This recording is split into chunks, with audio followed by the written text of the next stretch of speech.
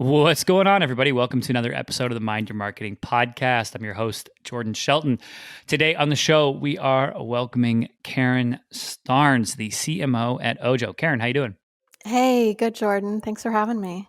Oh, no, thank you. Thank you for coming on. And listeners, before we get into it, I have to give Karen a public shout out for being extremely flexible with scheduling this interview as I had to move it twice. So big public thank you to that because I know how painful that can be.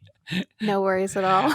um, Cool. Well, I'm excited, and I'm not going to spill too much about what OJO does because I want the listeners to hear it directly from you. But before we get into OJO, walk me through your career journey and how'd you fall into the crazy world of marketing? All right, let's do it.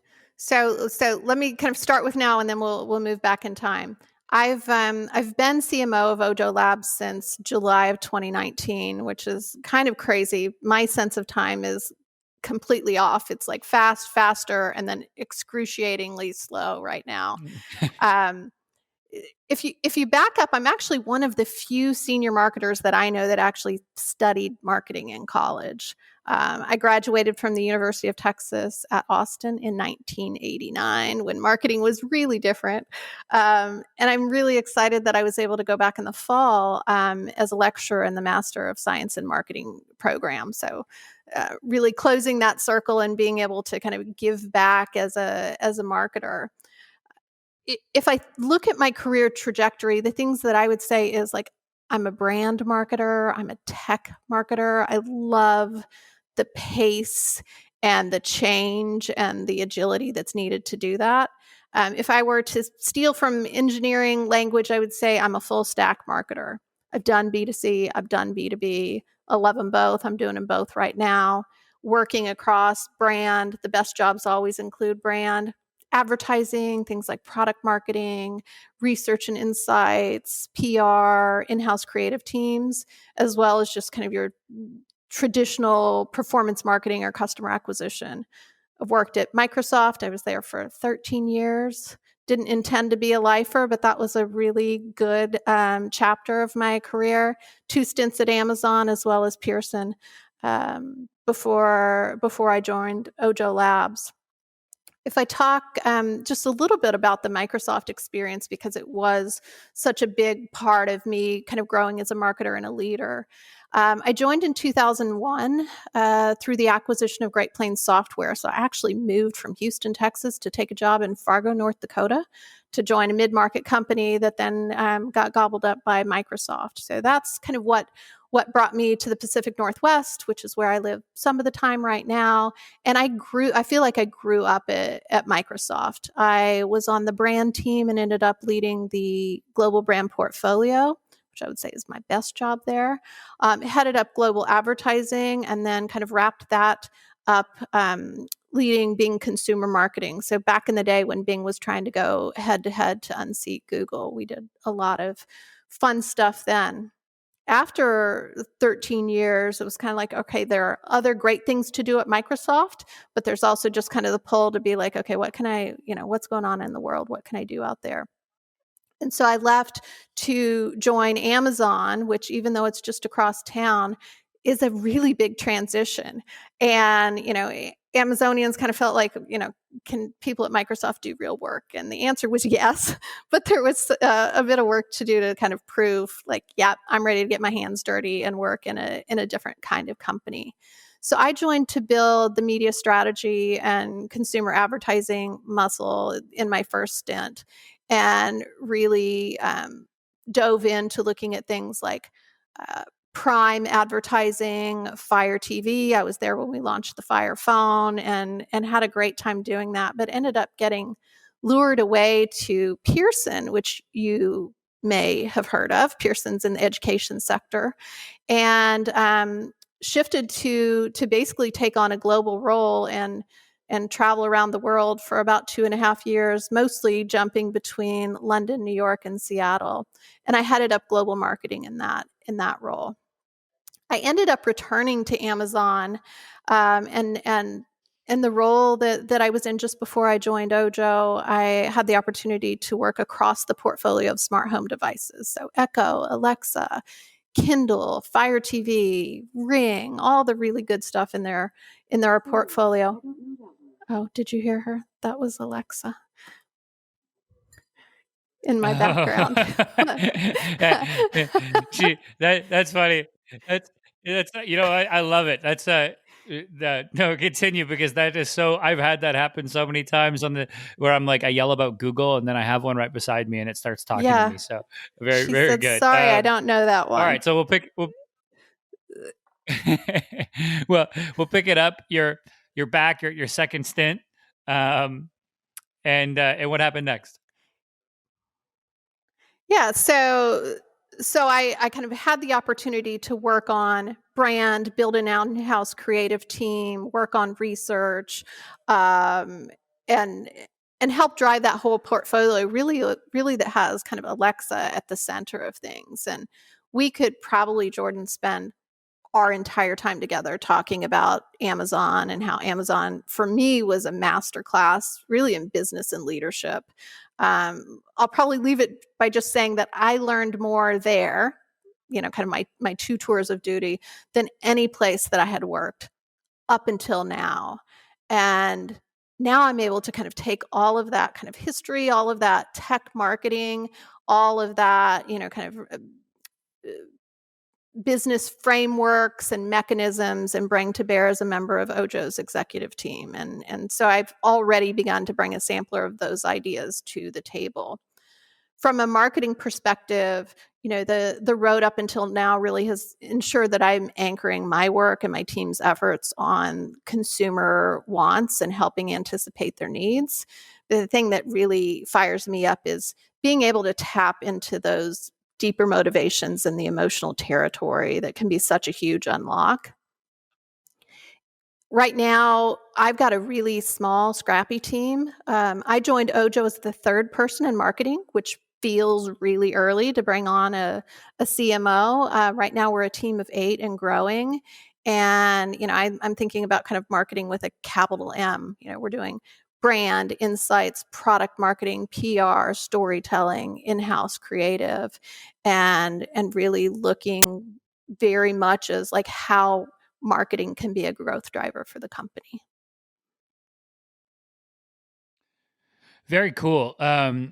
It's interesting. The first thing that jumps out to me is you had a good chunk of your career, Microsoft, Amazon, two very well-known companies, well-oiled machines, in comparison to a lot of startups, which are in move fast, break things mode.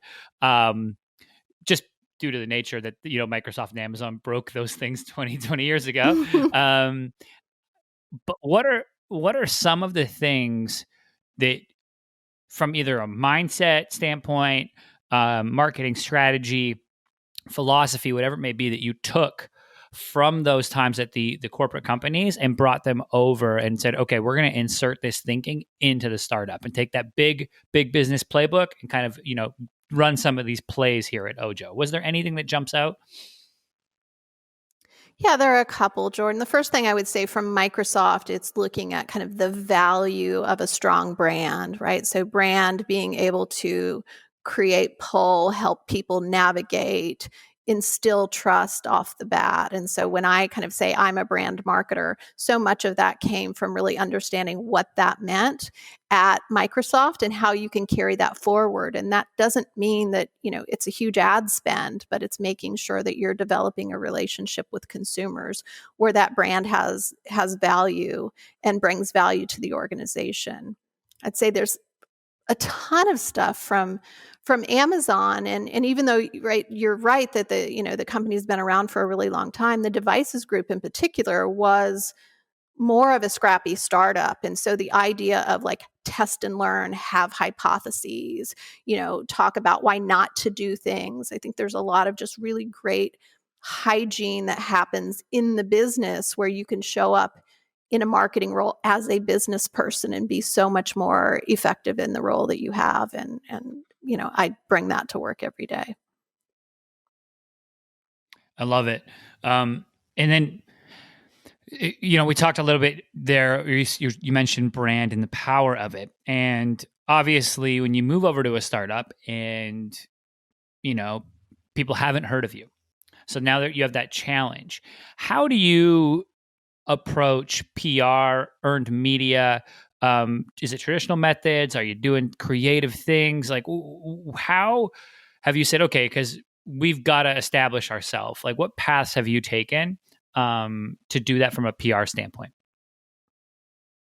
Yeah, there are a couple things. One is being such a small team is like, how do you find a great partner? And so like my number one investment in 2019 when I started was I need a PR partner and I want someone that's done this before. I think finding people that are kind of great at what they do, that have done it, dozens of times is really important. So we've partnered with a group called Launch Squad that has just really been amazing. And I don't have a head of PR, so I'm very hands-on with that group.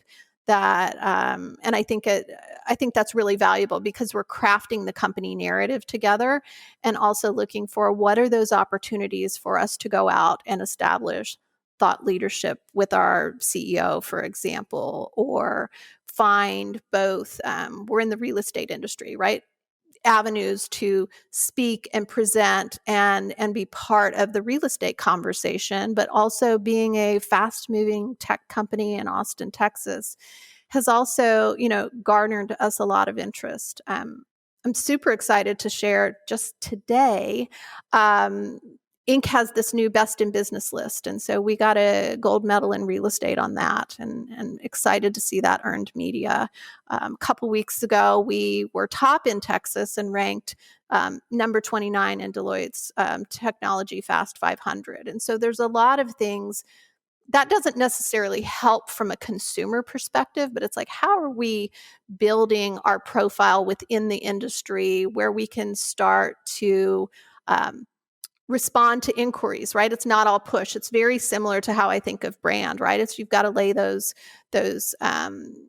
you've got to lay the groundwork, and then people start coming to you. And so after just about a year, that's really paying off, and we're seeing kind of the flywheel of earned media and interest in what we're doing from a business perspective starting to pay off. And because we're taking a different approach and really looking at kind of home buying and selling from an end-to-end perspective, it kind of the interest is really built in, and it's up to us to tell a great story.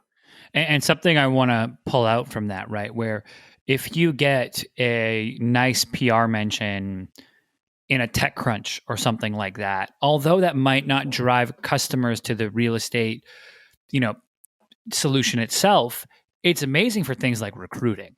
And Absolutely. that is, I think, segmenting for listeners to think about that. You need to segment your PR strategy based on goals that you have, right? Where is recruiting in the mix? Where is our depending on your business, real estate has a lot of facets with agents as partners and consumers on the end, and how you have to look at how do you handle messaging to all of those. You've got Um, it. and then That's right. obviously with the tech company, you have to also, how do we get great engineers, and how do we get great marketers, and how do we get great people in here who want to build this? So I just wanted to pull that out for listeners who are thinking maybe like about That's PR and great. Yeah, I couldn't have said it. I couldn't have said it better. The employer brand angle is huge, right? Tech is competitive. Austin is a really competitive market, and these start to add up to say like, hey, they're the real deal. And then real estate, and you mentioned agents. We're building an agent network, and so again, just looking at all of the options and opportunities people have out there to partner. These are kind of further evidence and reasons to believe, that we're a great company. We've got great momentum, and we're going to be good to partner with. and let's get into that. Let's get into the company a little bit. Talk to me. Talk to me. What is the elevator pitch for OJO? Yeah, absolutely. So I think the simplest way to start, whether you've bought or sold a home, is that our aim, it really is to transform the way that consumers buy and sell homes. And that we're not looking, we don't come out and say, hey, we're disruptors or we're kind of against the industry. We're actually looking at, how do we leverage a really unique combination of kind of AI and machine learning and human intelligence, right? The experts and the people that come together to really deeply deliver a kind of experience that people need. If you think about home buying, right? It's one of life's biggest decisions. It's a wealth building opportunity. And for those of us spending so much time at home right now, right, we know it's a haven, it's a place of safety. And we're not looking to say like, hey, this is, one click buy a home and it's all about tech. It's like, how do you bring the best of technology and experts to people who are making a huge life decision? And I want to jump in there and give some context to listeners who are outside of real estate. Okay, listeners, you probably go and look for homes right now on you type for homes for sale and you go to one of the very popular websites. However, those websites have actually really ruffled the feathers of the real estate agents and the real estate agents control the feed with all the listings. So there's a lot of tension there. So I'm glad you brought that up of like you're not coming in to just you really want to help solve the problems and use that human expertise to do that because that is so important from when you look to build things like an agent network, right? And that hey, we're here to help your business and we're here to help it grow. We're helping consumers get ready because so many people who are starting to look, right? Like, who doesn't love looking at real estate? You're not ready to buy. You're not ready to talk to an agent. You're not ready to go on a virtual or kind of physical home tour yet. There's progress that can be made. There are things you can learn about yourself, and there are things you can do to get ready to make a purchase. 100%. And Google put out the statistic where it's a consumer is 60% sold by the time they ever contact a business. And it's like, oh yeah, of course, right? People are going through and getting ready to buy a home. They're thinking about what do I need to do to save up? What can I afford? What area do I want to live in? What's important to me? We talked a little bit before off air about understanding consumer motivation at a deep level. And I think real estate is the prime example because I tell realtors, I tell brokerages all the time, like the structure really doesn't matter. It's what takes place inside that structure. It's how close it is to the memories that are being made there, how close it is to the school, what your neighbors are like all of that stuff is the deep motivation. And when we take that thinking and apply it to any business of like, what truly do our customers want from our product? And how does it help them live a better life? Yeah. I think we're in a better position to communicate. 100% agree. And I think that the important thing for marketers to think about is that we need to be agile. But we need to think about kind of consistency paired with context. And so the context is changing for people right now. And we need to be adaptable to that. And we also need to be humble to say like, hey, our playbook of last year may not work now, and there's no one way to get the consumer outcome. And I think that businesses that are focusing kind of on the now, what you can do now to better serve the audience, are really going to be much more successful when we come out of this or get to whatever's next. And specific to like what my team is doing, we're thinking about like, okay, how are functional needs changing? What is that emotional? I talked about haven, right? What's that emotional part of home that may be more deeply felt right now? But what are the other things like financial concerns that could be heightened? And so we're kind of saying like, hey, we need to be aware of the context. People's outcome,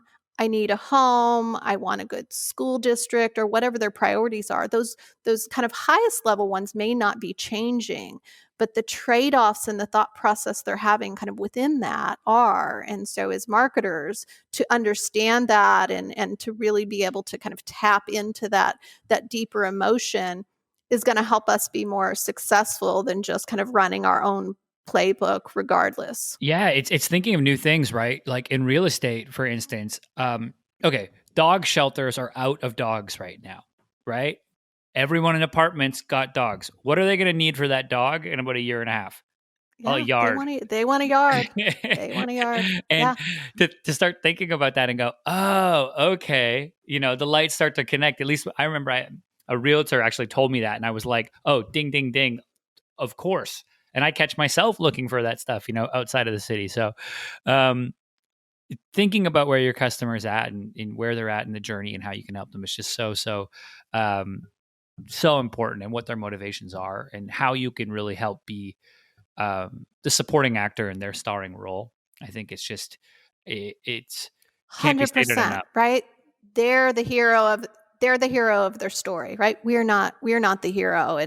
And when you think about people's journeys, whatever the journey is, home buying is a pretty long and complicated one. It's like, okay, how do you figure out how to meet people where they are? We've made a couple of acquisitions over the summer, which is a whole nother kind of crazy chapter in what's going on in our business. But one is helping people kind of save for a home. So we've acquired a small company out of Chicago called Diggs. And the really cool thing there is, right, if people are starting to think about, like, how do I start saving for a down payment? What does that look like, right? A tool for that. We acquired a real estate search portal called Movoto, which helps people just kind of explore, right? So much of what we do today in anything we're acquiring starts with a search, whether that's on Google or on Amazon or, Movoto, for example. And we're just trying to meet as many people as we are, but then really understand their context so that next step with them is appropriate to, their readiness, their interest, and really where their heart and minds are. I love it. Well, Karen, before I let you go, let people know where they can, one, learn more about Ojo, and then two, connect with you online. Awesome. I'd love that. So I'm a huge fan of LinkedIn. I do a little bit of writing out there. I'm out there talking about my company. I'm letting people know that I'm hiring because I am. So I would say that's probably the best place to kind of see what I'm up to. So let's make sure that we do that one for sure. Cool. Awesome. Yeah, I will put your LinkedIn in the show notes along with a link to Ojo. Ojo.com, Movoto.com. Oh yeah. And Let's do it. Movoto, and guys, if you want to see a masterclass in content marketing, go check out movoto.com. It's fantastic. All right, Karen, thank you so much again for coming on. I appreciate it. It's been such a pleasure. Thank you. All righty, everybody. That's it for this episode. As always, I'm your host, Jordan Shelton, and I will catch you next time.